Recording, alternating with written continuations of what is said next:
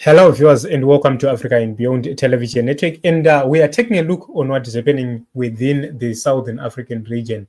And there is something very important. South Africa, they know for sure, they know very well who the people of Zimbabwe want as president. And despite the support of Emmerson Mnangagwa by Cyril Ramaphosa, let us take a look on this one. Mugabe went to grave as a changed president by his own comrades in Zimbabwe, Mnangagwa.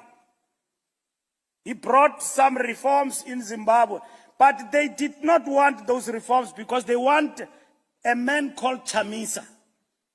Is it Chamisa or Chamisa? They want him there to be the leader, the new leader of Zimbabwe, of a new Zimbabwe. In the meantime, Zimbabwe as a country has moved to South Africa. From Gugulethu to Khayelitsha, there's Zimbabwe there.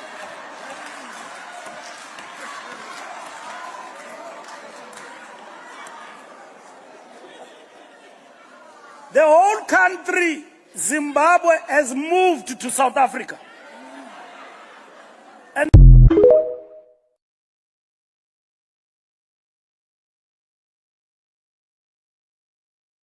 Zimbabwe has moved to South Africa. And in as much as change is dragging in Zimbabwe, one thing we need to note is the truth is known. You go to Zambia, they know who must be leading Zimbabwe. You go to Mozambique, they know who must be leading Zimbabwe. You go to South Africa, the ANC leaders, they are aware of who must lead. That is the reason why you see Cyril Ramaphosa, he removed the people like Lindiwe Zulu and others. And then when you look at other comrades like Fikile Mbalula, these people, they've been silenced. Their support of Zanu-PF is not a genuine support. Where the comrades like Fikile Mbalula and others, their support for Zanu-PF is not 100% genuine. They know that what happened to Esma Khashule, it can happen to them. They know what happened to Lindiwe Zulu can also happen to them. That is the reason why they are playing around. But the truth is known. Why? Is because foreigners in South Africa, they've invaded each and every place. Why? Is because if you go to Mozambique, it's mismanaged. You go to Malawi, there is mismanagement right there. You go to Zimbabwe, it's worse. There is nothing to talk about. There is nothing to show. So everybody is flocking into South Africa, thereby overwhelming the services in South Africa. What should we do? We need to make sure that we stand in solidarity with Advocate Nelson Chamisa. We know that he might appear weak simply because of the circumstances which are there. We are dealing with a military state. We are dealing with a military dictatorship, which killed. In 2018, you know what happened. In 2008, you know what happened. These are people who can kill, who can do anything and everything for the sake of power. So when we are dealing with such kind of people, we need to be organized as citizens. Citizens themselves, not politicians. As citizens, we need to be organized. As citizens, we need to make sure that we invade each and every area. In 2023, we launched an issue where we are supposed to campaign in our rural places, in our rural areas. That campaign must continue. That campaign must go on.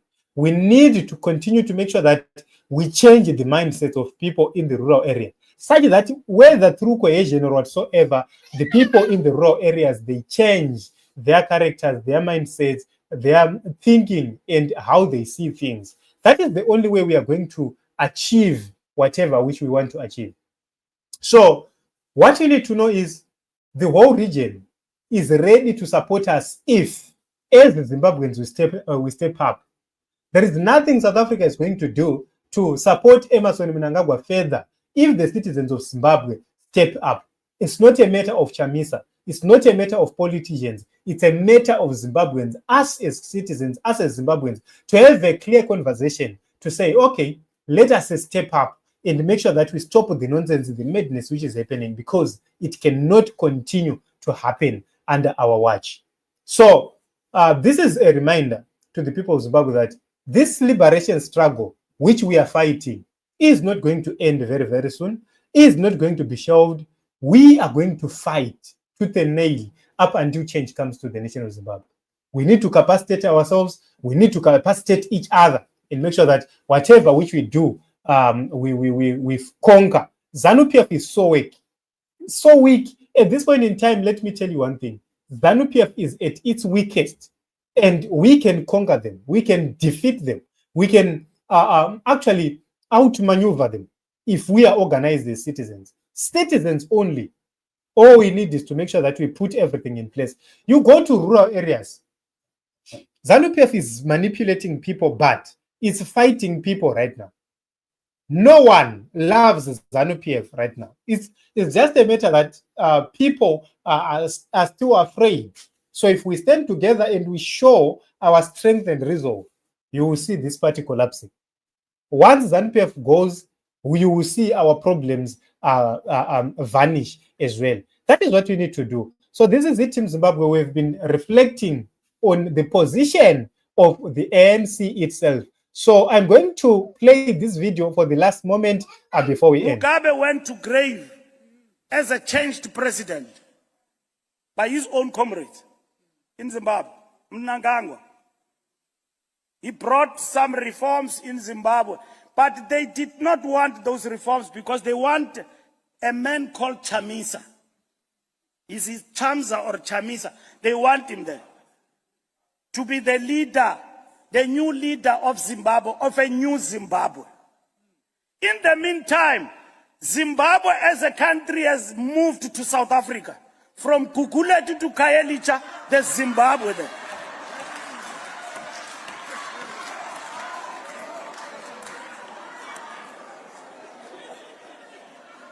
The whole country, Zimbabwe, has moved to South Africa.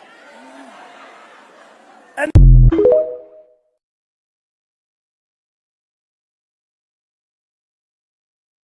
you hear that the whole country is moved to South Africa, and it's true. That is the reason why you see ZANU-PF seems to be dominating in the rural areas, because all young people, the majority of the young people, are not in Zimbabwe.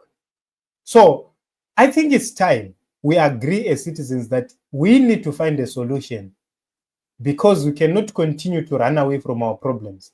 We need to face our problems. We need to confront our problems. And this revolution must not be led by politicians. This revolution must be led by the people, by the citizens. We have to dictate what happens.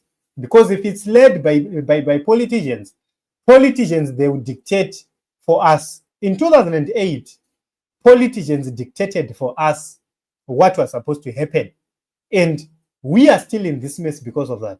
But once as citizens, we lead the revolution, we direct the steps of the revolution, we decide what must happen, we then end the madness and the nonsense once and for all. Because politicians do have a tendency of negotiating and finding each other and forgiving each other. That is what we need to deal with. That is the reason why we don't need politicians to lead this revolution. We need citizens to be leading this revolution and to make sure that we agree on what must happen in the future going forward.